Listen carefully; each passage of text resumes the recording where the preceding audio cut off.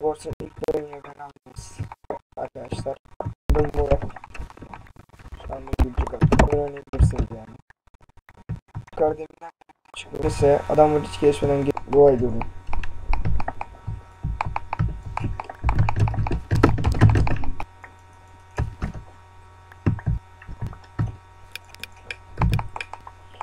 Hemen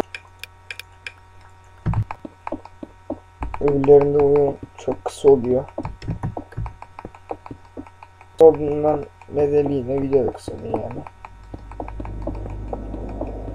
Ortaya gitmeyi için ortaya böyle oyun oynanmaz ki ya abicim, takım oyununu bilmiyorlar.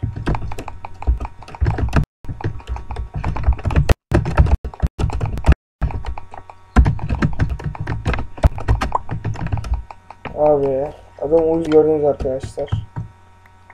O var.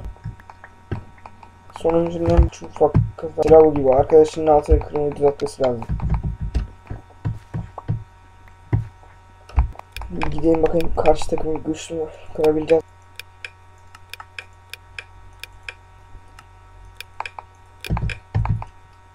Bak.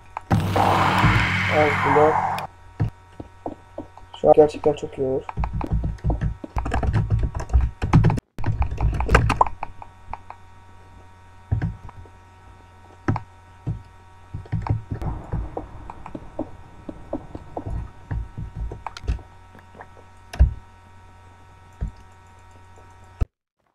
Düşünmez.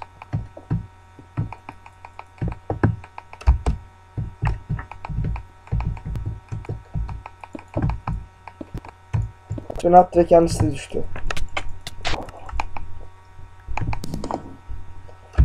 Evet, burası kadar izlediyseniz ve hala şimdi tek bir iş normalde video dışında ben böyle oynuyorum arkadaşlar. Basede base'de yani böyle beklemiyorum. Çok zaman ortaya hala yok. İnşallah gelirler hemen. Geliyorlar. Ona gelmediler. İkili kapışma geri yazalım. Arkadaşlar like atmayı ve bu arkadaşın yaptığı